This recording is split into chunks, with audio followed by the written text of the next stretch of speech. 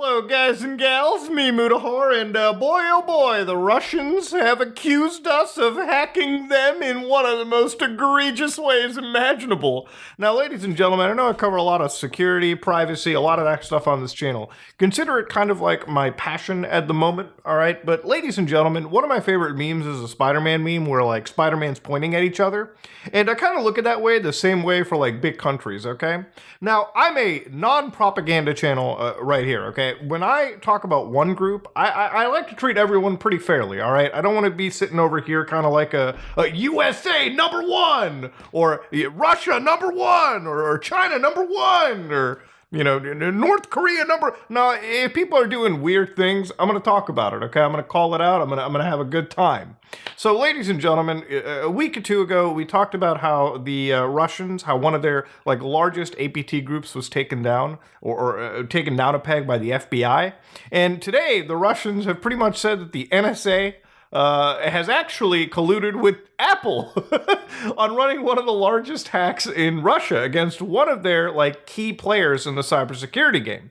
So, ladies and gentlemen, to understand, today we're looking at clickless iOS exploits, okay? So, yes, this is an iPhone exploit. So, you know when your favorite friend tells you, iPhones don't get viruses, filthy Androids do. Yeah, they're lying. Every popular device gets attacked, okay? Chances are, if you have a device that's used by more than hundreds of thousands of people around the world, millions, you're a target for an attack. It doesn't matter how secure your device is, there's always holes waiting to be exploited.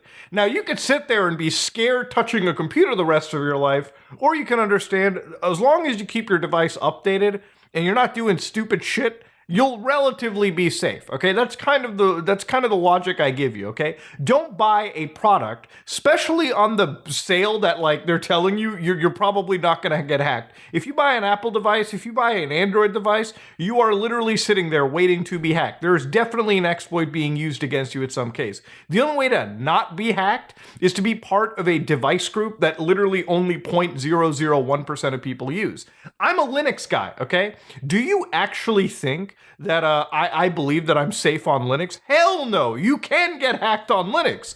But because I'm like less than 1% of the market share, I don't expect to be hacked at the same rate as like a Windows user, as a Mac user, okay? There are differences, all right? Security through obscurity. Anyways, we're getting too far ahead of ourselves.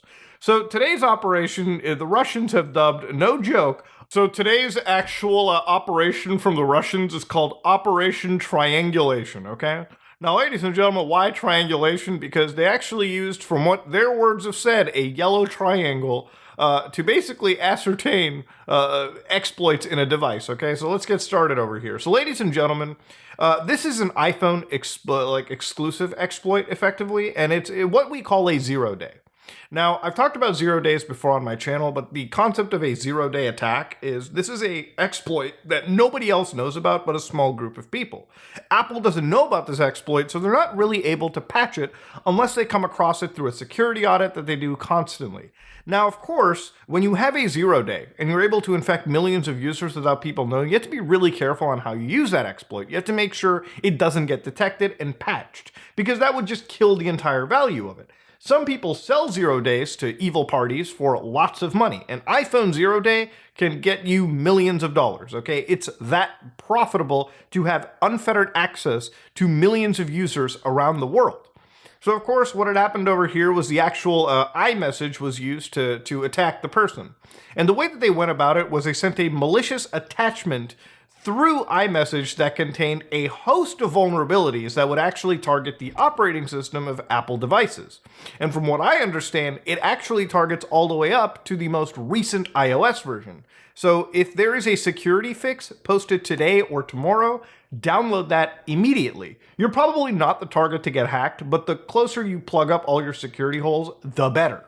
So the Russians have basically said that the actual deployment is completely hidden. You don't even need to do anything to launch it. So if you get hit with this message, you can actually have your device completely rooted, which means the actual hacker gets root access and they can quietly transmit all of your private information to command servers imaginable. And not just your private information stored on the phone, they can start getting microphone recordings, photos from all the instant messengers that you're using, your phone's actual geolocation down to an incredibly precise level, and a whole host of other activities that you probably don't want them doing. Now you might be like, oh shit, what do I do if I'm hacked? You can reset your phone, okay? Factory reset clears everything, okay? New environment, new table. And of course, the other thing is if you don't do that, even if you like restart the device and eliminate the actual malware from your memory, the problem is it's still going to get reinfected.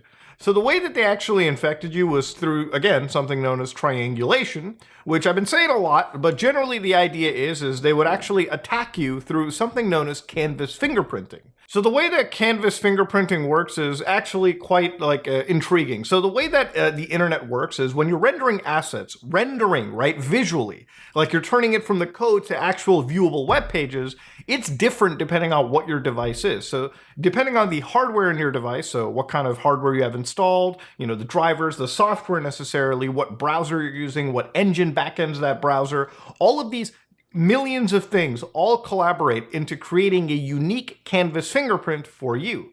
Now, of course, if you ever wonder how do I get tracked on the internet, it's because it's not just taking a canvas fingerprint. There's a million other data points that all of these people are amassing into a profile for you that helps identify you on the internet. Now, you want to make sure that you try to minimize this footprint as much as you can. Nothing's creepier than anybody watching you on the internet, okay? All right, it is what it is. Now, because of exploits delivered via iMessage, it seems like a group of hackers were able to get actual root access. And one of the things is, obviously, with something like an iPhone, which is effectively designed as like a data black box, like it's very closed off for the average person. So if you're a cybersecurity expert and you actually want to analyze what's going on into the entire iPhone, you pretty much need to collaborate with Apple and look deep beyond what iOS offers you if you want to get some actual idea, which is actually really impossible. It's not like Android where you can have as many analysis tools as you can imagine.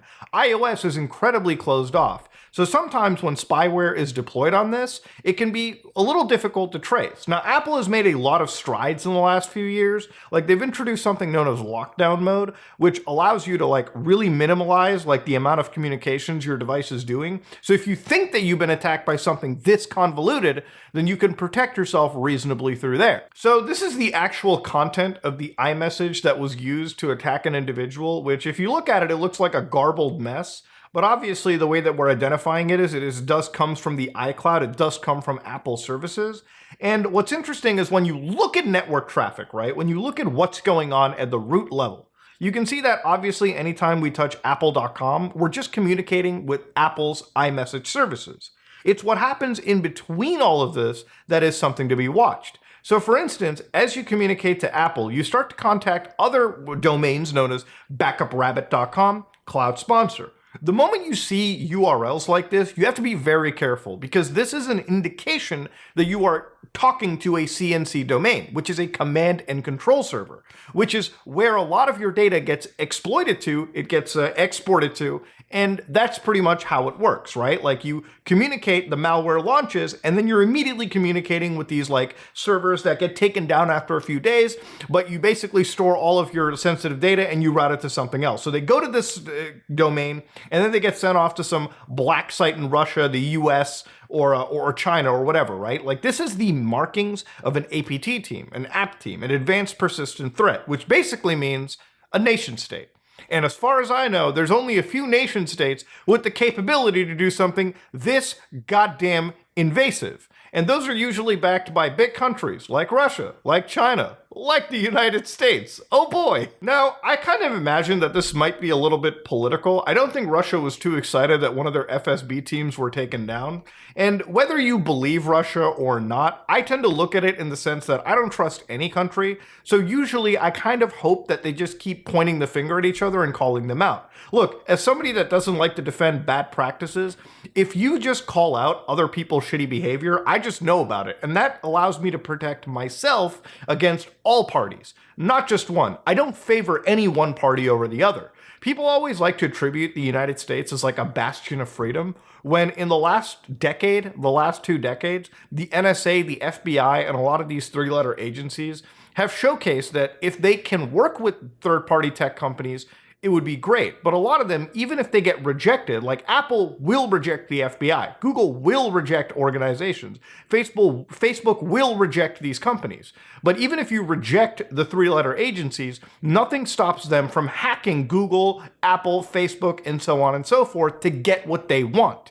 There was a famous case about Apple versus the FBI when it came to like unlocking a shooter's iPhone. And while Apple was really adamant against it, it didn't stop the FBI from going to a third-party like team and hacking their way into Apple's technology. So again, even if the FBI, the NSA, and a lot of these agencies can't work with third-party like app companies or app developers or like tech companies, they will find a way around it. It is what it is. They have unlimited resources, unlimited budgets, and of course, they've got the talent. So again, where does the blame get laid out? The FSB of Russia revealed the intelligence actions of American intelligence services using Apple devices.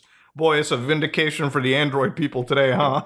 The Federal Security Service of the Russian Federation, together with the Federal Security Service of Russia, uncovered a reconnaissance action by American intelligence services.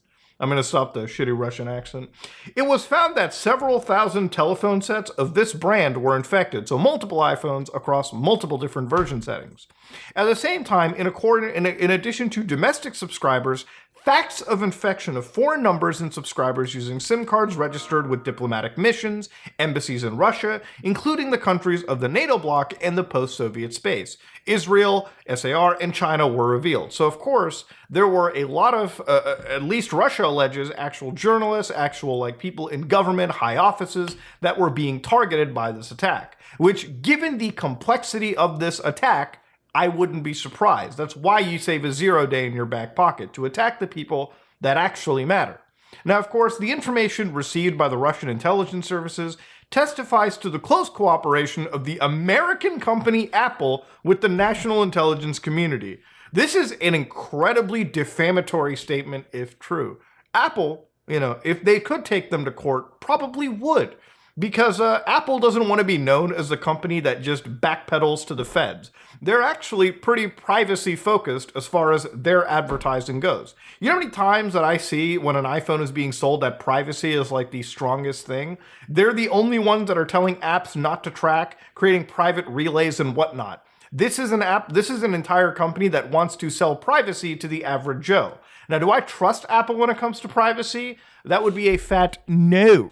But ladies and gentlemen, I really don't trust anybody when it comes to privacy unless I'm actually creating those rules and the software myself, okay? That's the level of paranoia that has been bred into me by the actual surveillance state that we live in, okay? But of course, ladies and gentlemen, what they've said is the USA, particularly the NSA in it, has confirmed that the declared policy of ensuring the confidentiality of personal data of users of Apple devices is not true. There is a bit of a translation issue, obviously. This is direct from the FSB.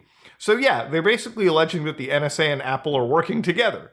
And would it shock me if they are? But ladies and gentlemen, when it comes to tech companies and when it comes to working with like surveillance companies like the state, I wouldn't be so shocked, okay? There's a lot of backdoor deals that happen. And honestly, I always say that the FBI attacks a lot of other groups. And obviously, the FBI always claims to get attacked by other groups as well. Obviously, a lot of these FBI, these NSA, these CIA agencies in the country, they all do cyber attacks on their enemies as well, too. It's a constant back and forth game. I've always said everyone is hacking everyone. And this is one of those scenarios where, like, I'm glad that if this is true, the Russians have exposed another flaw in the actual design. There's always going to be flaws that exist. And the sooner this gets announced, the sooner Apple is specifically forced to plug that 0 day up. And that's something that benefits all of you around, okay? That's pretty much the end goal of these videos. Ladies and gentlemen, I wanted to make this because, goddamn, anytime I get to talk about some serious government on government surveillance, I will. But ladies and gentlemen, let me know what you think in the comment section below. Dislike if you dislike it. I am out.